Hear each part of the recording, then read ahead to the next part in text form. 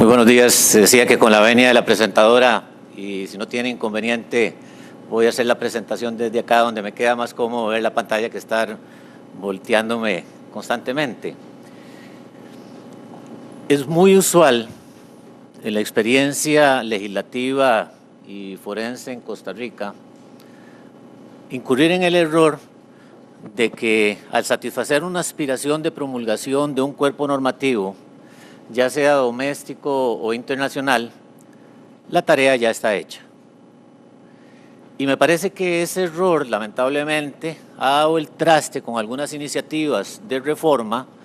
en donde se promulga la norma, se promulga el sistema dispositivo nacional o internacional, pero no se acompaña ese pronunciamiento o esa promulgación más bien de un acompañamiento adecuado de seguimiento en muchas áreas necesarias para hacer efectiva la aplicación y la vigencia y sobre todo la utilidad. No hay ninguna duda que Costa Rica se ha incorporado sistémica y dramáticamente en el contexto de una economía internacional. La Costa Rica del monocultivo, del café y del banano ha quedado superado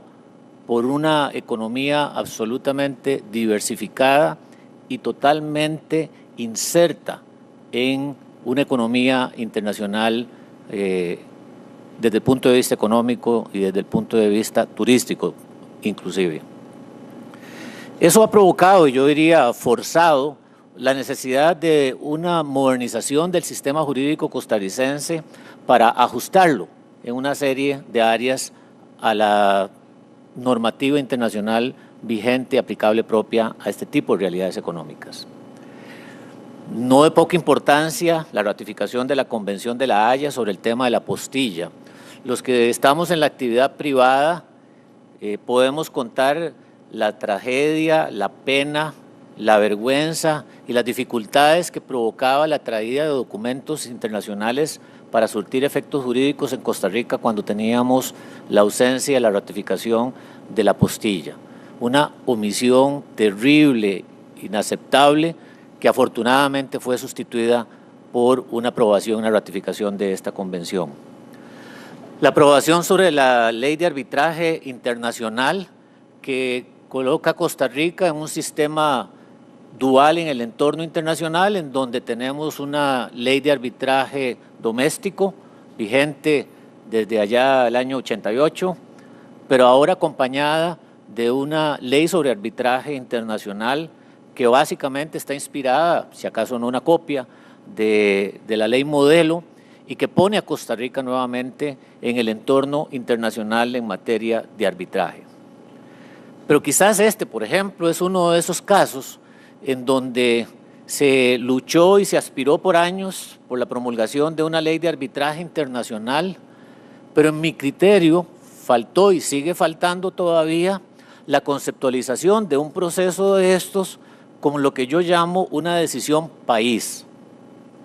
La promulgación de una norma, en este caso la de arbitraje internacional, sin duda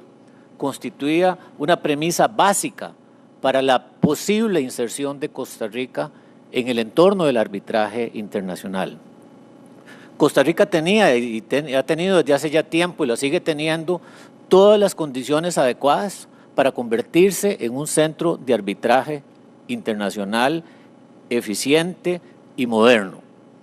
Comunicaciones en todo sentido absolutamente eficientes, incluyendo las de movilización aérea hasta de interconexión con todo el mundo.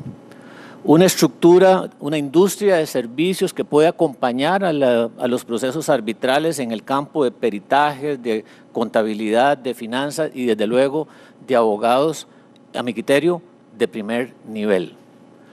Unas condiciones de belleza natural que forman parte de los atractivos para atraer sin duda este tipo de industria, pero sobre todo y construida sobre la base del arbitraje doméstico,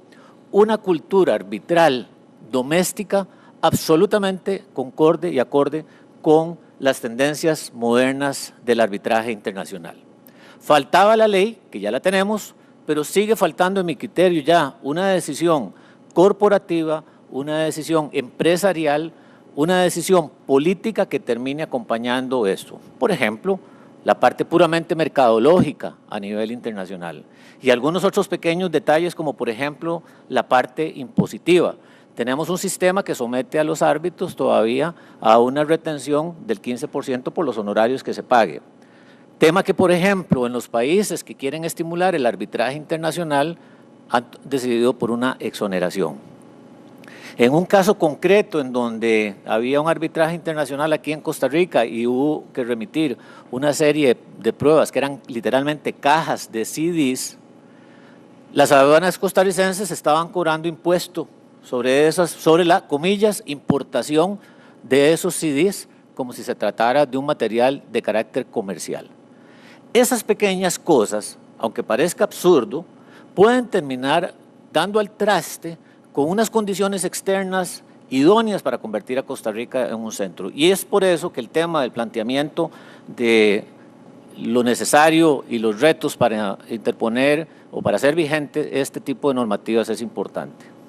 No hay ninguna duda que el siguiente paso al cual está aspirando Costa Rica es su incorporación a OCDE, es decir, una incorporación a los países que han adoptado las mejores prácticas, las mejores costumbres en la parte corporativa, financiera, institucional, administrativa, propias del mundo moderno, a la cual Costa Rica aspira a entrar y que probablemente tiene posibilidades siempre y cuando haga todavía algunos ajustes adicionales. En este contexto, y en particular de la Convención, a mi juicio, ¿cuáles son algunos de los retos importantes que debe enfrentar Costa Rica para hacer de esto una realidad efectiva de aquí a un año? El primero, en mi criterio, es académico, y me complace mucho en este sentido coincidir con lo que don Jorge expuso hace algunos minutos. Lo primero que se requiere cuando se promulga una de estas es un correcto nivel de divulgación, un correcto nivel de conocimiento y un correcto nivel de aplicación. Y eso solamente es posible a través de procesos académicos sistemáticos que lleven este conocimiento y esta realidad a todos los operadores que involucra la aplicación de estas normas. Y en mi criterio, por lo menos hay tres de ellos. El primero, las universidades, sin duda. Creo que no estoy diciendo nada nuevo cuando hay una crítica importante al nivel académico de las universidades costarricenses, desde las públicas hasta las privadas, que incluyen todas las áreas, pero particularmente el área de la educación jurídica. Yo creo que ese es un reto en general que el país tiene que abordar, pero en concreto, en cuanto a esto, me parece que es un reto de las universidades incorporar el estudio de esta convención como parte integral, sustancial, de los programas de formación de los estudiantes. Y aquí quiero hacer una observación y es que alabo realmente y aplaudo la iniciativa de la Comisión de Derecho Internacional del Colegio de organizar este seminario. Y por supuesto también, como también se ha dicho, no tengo ninguna duda de que desde el punto de vista técnico, desde el punto de vista académico, desde el punto de vista normativo, estamos en presencia de un tratado internacional. Pero en mi criterio, la inserción académica de este tema en las universidades y en los programas de estudio de las universidades tiene que trascender y tiene que ir bastante más allá del análisis de esta convención desde la óptica del derecho o del derecho internacional público o privado. Lo que estamos hablando aquí, en mi criterio, y de eso ya se ha dicho y voy a comentar algo más, es básicamente de derecho sustantivo y voy a mencionar de derecho nacional. Derecho sustantivo que está afectando una buena parte de la dinámica jurídica y dogmática costarricense, que es fundamentalmente la parte de los contratos. Pero también una buena tarea de esto me parece que corresponde a las cámaras y a los centros arbitrales para entender que ese proceso de inserción al que Costa Rica está aspirando y sigue aspirando y en algunos casos ha logrado exitosamente incorporar en su dinámica de la economía internacional, también tiene riesgos, también tiene costo y también tiene precio. Y lo importante no es una cosa o la otra, sino entender y racionalizar e incorporar como parte de las decisiones empresariales toda esta dinámica que implica este tipo de convenciones y algunas otras. Y me parece que eso es una labor típicamente de las cámaras, de los gremios y de alguna manera de los centros arbitrales por las razones que luego comentaré. Pero también desde el punto de vista de los bufetes, las organizaciones de prestación de servicios jurídicos, creo que además de que en términos generales deberíamos tener programas de capacitación y actualización de los abogados integrantes de los bufetes,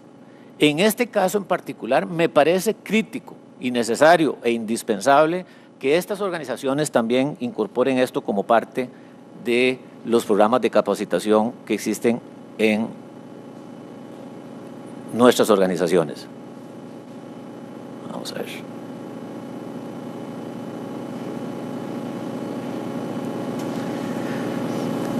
Aparte de la parte estrictamente académica, que es la que mencioné, me parece que aquí hay un reto particular para los abogados. Los abogados normalmente, lamentablemente, nos movemos en zonas de confort como probablemente todos los seres humanos. Y en esencia, y evidentemente una sobresimplificación, nos sentimos cómodos conociendo más o menos el Código de Comercio y el Código Civil. Y digo más o menos porque hace unos años llegó al bufete al que pertenezco un abogado joven que pretendía colaborar con nosotros y nosotros creíamos que podía ser una colaboradora útil, con buenas notas académicas. Y recuerdo en uno de los primeros intentos que hice de colaboración, le pedí que analizara un texto relacionado con un contrato de fideicomiso. Y la cara que hizo es como que si le hubiera hablado en un idioma no comprensible para ella. Comprendí la cara de sorpresa y le dije, más o menos no importa, pero vaya y estudie las normas sobre el contrato de fideicomiso y luego hablamos. Para mi sorpresa, no tenía la menor idea de en cuál cuerpo normativo estaban las normas sobre el fideicomiso. Una abogada con título en mano. Ese y muchos otros ejemplos que estoy seguro podamos tener hacen que nuevamente ese nivel de manejo y de confort del Código Civil y el Código Comercio me parece que debemos entender anticipadamente y en forma inmediata que desaparece con la entrada en vigencia de la Convención. Es decir, nuestro mundo, nuestro alcance de diagnóstico para una serie de fenómenos jurídicos ya va a trascender necesariamente al Código de Comercio, al Código Civil. Mi interpretación de la Convención, que ya se ha dicho, es que en principio rige cuando ambas partes del contrato tengan establecimiento en dos estados distintos. Y aunque ciertamente la Convención permite la exclusión, en mi criterio, esa exclusión, como también creo que se ha dicho, solamente se produce si se ha acordado en forma expresa o eventualmente, como lo dijo el profesor Oviedo, si hay circunstancias de las cuales se pueda construir la interpretación de que tácitamente ha sido excluida la aplicación de la Convención. Pero entonces los abogados fácilmente, como algunos de los abogados que litigaron probablemente algunos de esos casos, sin darse cuenta, probablemente asesorando a los clientes, quizás hasta desde un inicio de la negociación, no se percataron de que al no haber una exclusión expresa de la aplicación de la Convención y tampoco algunos elementos que pudieran contribuir a la interpretación de una exclusión implícita, la Convención aplicaba automáticamente como derecho del contrato. Esas, por ejemplo, son las circunstancias a las cuales tenemos que prepararnos quienes estamos en la práctica del derecho en las distintas instancias en que nos encontremos. Pero también me parece que el sector empresarial tiene una tarea pendiente. Es muy usual en la experiencia profesional escuchar la expresión implícita o explícita del empresario costarricense de considerar al derecho nacional como un derecho de protección, como un derecho tutelar, casi como un derecho amigable que está diseñado para protegerlo a él como empresario costarricense frente al mundo voraz del mundo internacional. Con la entrada en vigencia de la convención, y evidentemente, salvo que tenga un abogado diligente, estudioso, astuto y con sentido correcto de la asesoría jurídica, ese empresario que cree que el derecho costarricense es el nicho protector de su actividad, de un pronto a otro puede verse expuesto a que su controversia, su disputa sobre la entrega, sobre la calidad, sobre el precio pagado, ya no se está discutiendo de conformidad ni con el Código Civil, ni de conformidad con las reglas que usualmente estaba acostumbrado, sino con un derecho que está formado sobre la base de las experiencias internacionales. Y por esa vía, el empresario costarricense, sin percatarse, podría estar fácilmente involucrado en una situación real de su actividad empresarial, en donde su cumplimiento o su incumplimiento, sus expectativas de satisfacción del contrato van a ser medidas a la luz de los usos y prácticas del comercio internacional, que nunca aceptó, que nunca estudió y que nunca nadie le dijo en qué consistía. Por ejemplo, ese empresario también podría verse expuesto a una situación que ya se describió, de que aún siendo víctima del incumplimiento, debería desplegar conductas positivas conducentes a evitar el daño y el perjuicio que esa contraparte odiosa que le ha incumplido a él y lo ha puesto en una situación difícil, tiene ahora que desplegar actividad y al rato hasta gastarse unos pesos o colones para cumplir con el deber de mitigación del daño y los perjuicios. Y en el mejor de los casos, si no tiene nada que invertir o gastar, desarrollar ingenio y actividad diligente conducente a minimizar el daño y los perjuicios. Vamos a ver.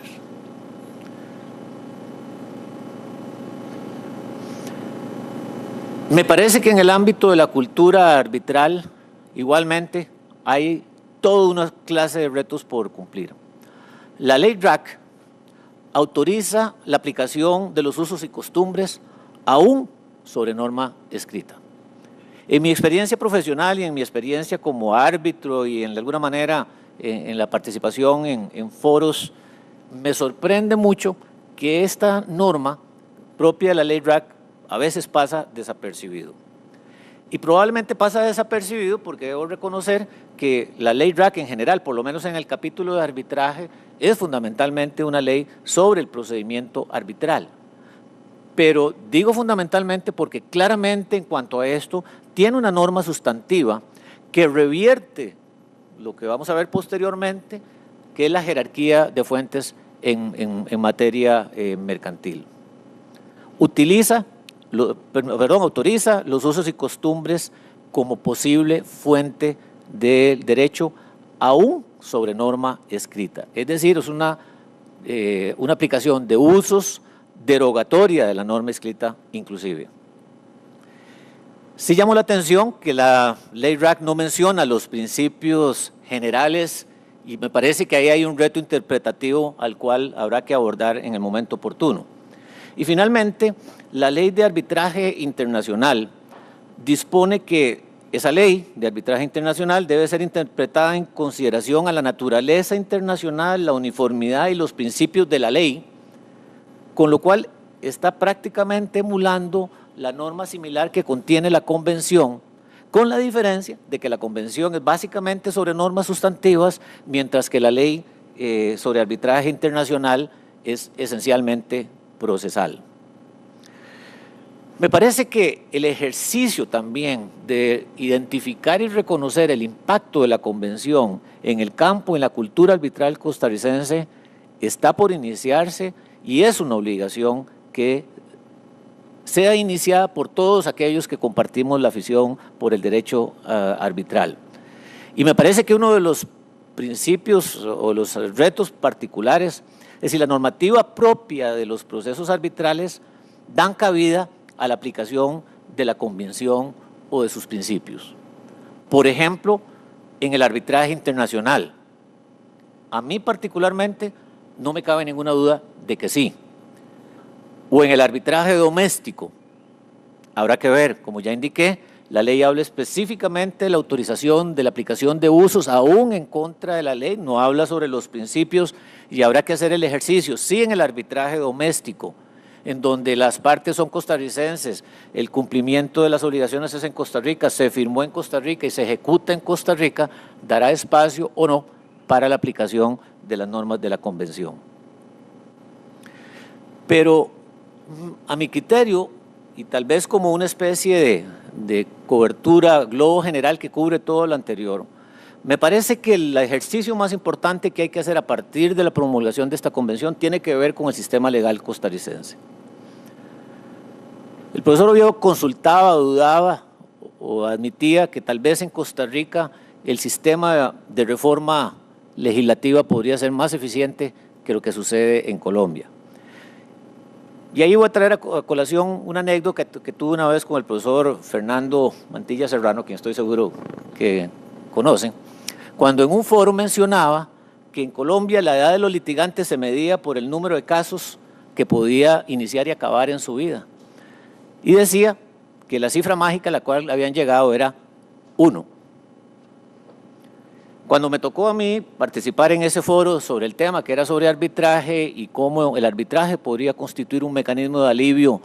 para la solución a los problemas de atrofia del sistema judicial, le hice ver con todo orgullo que Costa Rica estaba dramáticamente mejor que Colombia en ese sentido, porque se concluían que eran 2, es decir, un 100% mejor que lo que estaba sucediendo en Colombia. Es muy probable que lo mismo esté sucediendo en materia de promulgación legislativa. Hay una atrofia absoluta de nuestro sistema político, nuestro sistema de generación de reforma, y todavía eso, profesor, en Costa Rica se agrava con el hecho de que cambiamos de un sistema bipartidista al cual no estoy defendiendo, a un sistema de pluripartidos, en donde un Congreso normalmente dominado por 2 partidos, en estos momentos participan 8 o 9, y en el proceso de la gestión política esos 8 nuevos, a través de una metamorfosis, se han multiplicado como en 10 o en 12. Y no tenemos ni hemos desarrollado todavía la cultura política de la negociación política para resolver esos problemas, y es un tema que tenemos pendiente. En mi criterio, como también ya se ha dicho, Costa Rica no hemos abordado con la seriedad del caso el gran tema de la reunificación, ya sea la reunificación al estilo de Vivante e italiano, en donde decía el profesor Vivante en algún momento que se seguía hablando de derecho comercial porque el problema era que si se eliminaba esa palabra, ¿qué cursos se le iban a dar a los profesores de derecho comercial? A pesar de que pareciera que él sobre la marcha cambió un poquito su posición. O al estilo suizo, en donde se han uniformado obligaciones y contratos. Yo particularmente me inclino claramente por el modelo suizo y creo que no existe absolutamente ninguna razón de carácter práctico, de carácter dogmático contemporáneo, de carácter funcional que justifique una distinción entre las obligaciones y contratos civiles de las obligaciones y los contratos mercantiles, excepto para generar enormes cantidades de papeles de discusiones absolutamente imprácticas e ineficientes sobre si está en uno o en otro, cuando probablemente el resultado sigue siendo el mismo. La reforma legislativa, ya no solo en Costa Rica o en Colombia, por las condiciones que he descrito, es normalmente ineficiente. Los verdaderos y los grandes procesos de reforma en la historia no han sido normalmente procesos de reforma codificadora formal,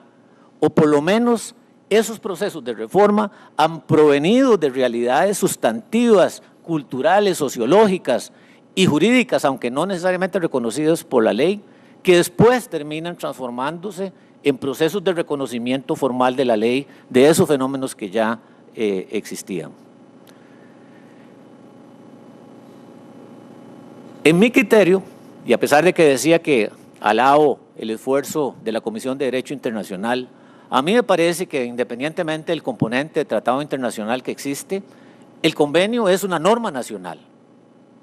es una norma doméstica. Aunque está diseñado para la aplicación de partes que tienen distinto establecimiento, es en última instancia norma nacional que afecta derecho sustantivo que va a ser discutido o puede ser discutido en los tribunales comunes o arbitrales costarricenses. Y una de las preguntas que nuevamente me parece que debemos plantearnos es si puede adoptarse el convenio como un derecho aplicable a relaciones estrictamente domésticas o nacionales, o puede usarse el convenio para renovar o vivificar el derecho nacional costarricense. Cuando me refería a los grandes procesos de transformación y edificación de los sistemas jurídicos, me refería ni más ni menos que al sistema romano. La gran renovación del sistema romano, la gran vivificación del sistema romano y lo que de alguna manera u otra contribuyó a la prolongación de la vigencia y la aplicación del derecho romano fue un fenómeno jurídico que nada tiene que ver con la codificación. Fue el derecho de gentes, el pretor peregrino a quien se le crearon acciones, no derecho de fondo, acciones ni derecho sustantivo, para que fuera ahí por los países incivilizados no romanos a ver cómo resolvía las controversias de esos no civilizados y esos no romanos. Y ese pretor descubrió, probablemente con algún grado de genialidad, que a pesar de que lo que se le estaban dando era capacidades procesales, instrumentos procesales para resolver esas controversias, no podía ejercer esas acciones si no ajustaba el derecho a la realidad viviente que le tocaba vivir o pasar cuando iba a descubrir eso. Bueno, ¿no será que estamos aquí en presencia de un fenómeno históricamente similar? El derecho costarricense está atrofiado, está amarrado, está fosilizado, y ¿no será que debemos ver en estas convenciones algo así como el pretor peregrino que adopta las realidades de la vida cultural, sociológica, económica y política para resolver las controversias? Eso, más allá del entusiasmo, habría que verlo a la luz de la realidad jurídica costarricense. Y en ese sentido, simplemente menciono cosas obvias y conocidas por todos ustedes. El artículo 2 del Código de Comercio, que se refiere a la jerarquía de fuentes en materia mercantil, penosamente, me parece a mí, establece una jerarquía de fuentes en donde está primero la ley mercantil, luego el Código Civil, en tercer lugar los usos y costumbres, prevaleciendo los nacionales primero sobre los internacionales, y en cuarto, y si es que hay algún campo para que después de todo lo anterior puedan ser aplicable, los principios generales. Es decir, el Código de Comercio, la normativa del comercio, el comercio que se supone que es una realidad viviente, quedó atrofiado por nuestro Código Mercantil en una jerarquía de fuentes en donde primero reconoce las normas del derecho comercial, fundamentalmente sobre la teoría del acto objetivo, y finalmente después de eso, y si hay espacio, tenemos que ir al Código Civil. Y por si quedara alguna duda, el artículo 4 dice que en todo caso los usos y costumbres solamente tendrían función normativa después de pasar todo ese número de pasos y de secuencias para ver si aplican o no ante el silencio de la ley. Es decir, no puede evidentemente contrariar la ley, excepto, digo yo, que a un abogado astuto, inteligente y estudioso se le ocurra pensar que en un arbitraje, por ejemplo, los usos y costumbres sí pueden estar por encima de la normativa escrita y formal del Código de Comercio y del Código Civil. Y por ahí se autoriza la función interpretativa y del sentido técnico.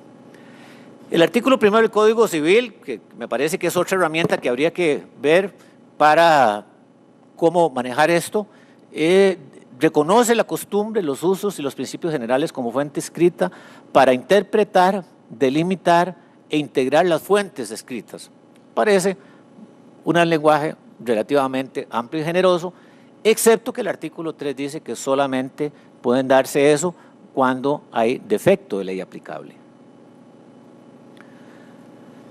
A mí me parece que en sentido estricto la convención no puede ser equiparada a principios generales, ya que son normas en sentido técnico estricto. Sin embargo, me parece que hay un reconocimiento universal, y por ahí hay un artículo interesante de don Víctor Pérez, en donde dice, en realidad los principios UNIDROIT son el resultado o la visión de las normas de la convención analizadas como principios y extrapoladas para lograr una expansión de los principios de la convención, si es que existen, a áreas distintas a la compraventa en mi mercantil. En mi criterio, al final de cuentas de todo esto, es que las normas de la convención, en ausencia de ley, y hago la observación, habrá que ver si en tratándose de un arbitraje doméstico se puede ir más allá, no solo pueden, sino que deben usarse como fuente de derecho para integrar e interpretar y delimitar el sentido de las normas escritas. Pero, por ejemplo, me gustaría mencionar 2 o 3 ejemplos de los posibles choques que vamos a encontrar en ese proceso. Por ejemplo, el sistema costarricense en materia de daños no establece la limitación del daño previsible como un mitigante del monto o el ámbito de la indemnización a reparar.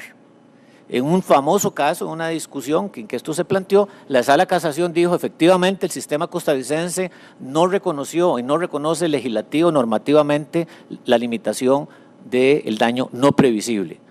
que como sabemos es todo lo contrario en el caso de la convención. ¿Cómo vamos a amasar ese posible conflicto? En cuanto a la resolución de pleno derecho, que la convención la aplica o la rige por el principio de incumplimiento sustancial, 2 temas por resolver. En primer lugar, la tradición jurídica costarricense sugiere que la resolución de pleno derecho no existe. Y en segundo lugar, y en todo caso, existe la resolución cuando haya habido incumplimiento grave. Y ahí vamos a tener que entrar en un proceso de traducción, de homologación o de ajuste para interpretar esa tradición jurídica costarricense a la luz de la convención y de la normativa interna. Y finalmente, un caso interesantísimo que se citó también temprano, en cuanto a la compraventa sin precio. Hasta donde yo recuerdo de las clases de derecho contractual de la compraventa, una compraventa sin precio es absolutamente nula. Pues ahora resulta que no lo es. La convención permite las denominadas compraventas de precio abierto y nuevamente vamos a tener que ver cómo lidiar con esta razón. En resumen, una cantidad de tareas pendientes por hacer que lejos de la promulgación de esta ley no hacen más que incentivar la necesidad y la obligación para los que estamos en estas áreas de abordar con mucho más profundidad los retos que impone esta convención. Muchas gracias.